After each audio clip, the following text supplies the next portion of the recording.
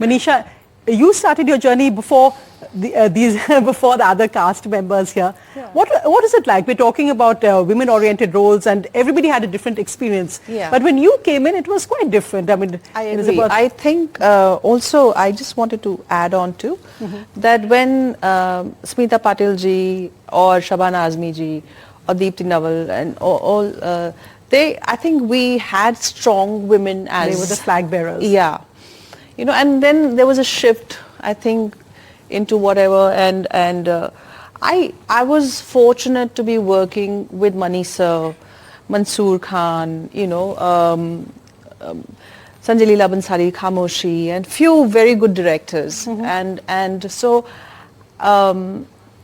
in those films I portrayed a different character than normal, but yeah, 70 to 80% of my project has been typical Bollywood style, and when you're doing those films, your mindset is also like that.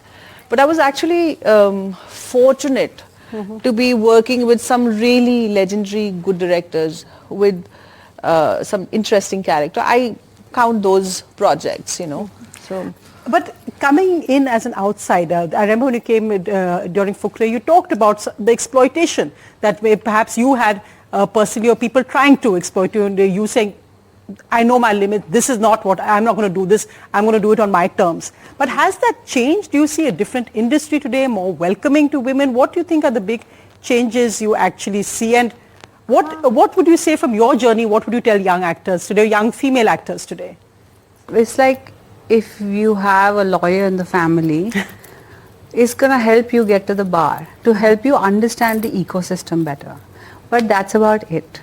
Because I see that the flip side, after having worked here, I see that maybe the pressure on Charmaine is slightly different than what I would experience on a set. Maybe the expectations from Sonakshi in her debut film are different from what people would. My mom's a teacher, like I can just do whatever and they'll still be happy.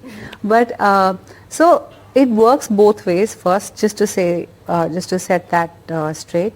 And the other thing is, I always feel like you can get exploited in several ways. It's not just the obvious tacky ways that are discussed in stupid films. But you could be exploited on, say, you could get paid peanuts for your first few projects, or your last few checks could bounce.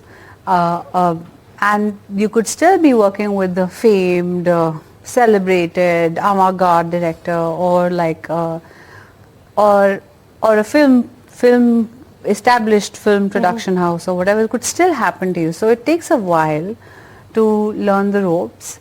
The only thing today I feel like is more easy because everyone has the internet, so they have sort of their own way to build an audience. You are Sonia Singh, you're sitting in this chair, you have 30 plus years of experience. I, with my mobile phone camera, can go and do a tic-tac tomorrow. Will it be the same quality? That's what tic-tac is called, a tic-tac, when you do See, this is my generation. Tic-tacs on TikTok. That's a valid point. Yes, absolutely. And I was just seeing that most of the actors who want to, they would probably go to the gym, then go to the acting school.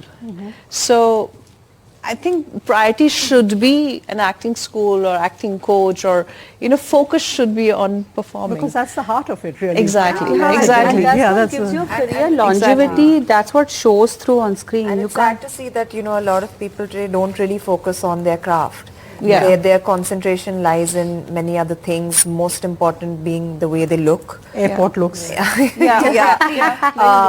I mean, it is a part of our profession, there's no denying that. But it's not everything.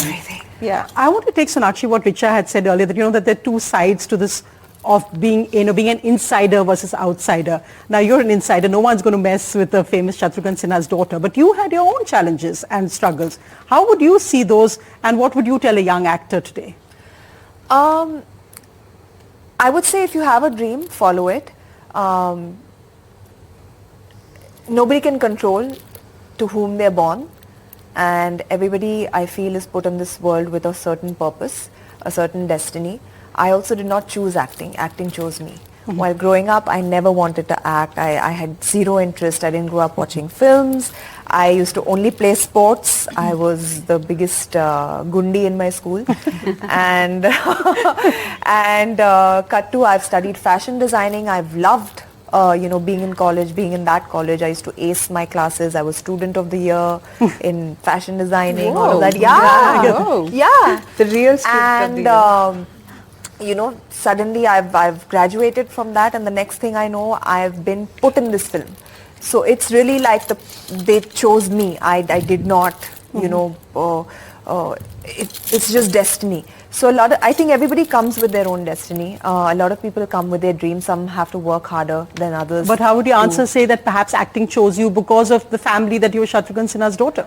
No, I don't think, the people that I started out with, I don't think that, firstly, they had given a lot of people from the outside chances in their films that they had produced and made before. And I feel they were invested a little bit more than you would say that, they're just not picking a pretty face or which family she comes from. They probably did see something in me to offer me that particular role. No, and it was a great day. It was a great day. Yeah, so he told me, Arbaz specifically told me that, this is one film we're working on, and I think you're perfect for that role.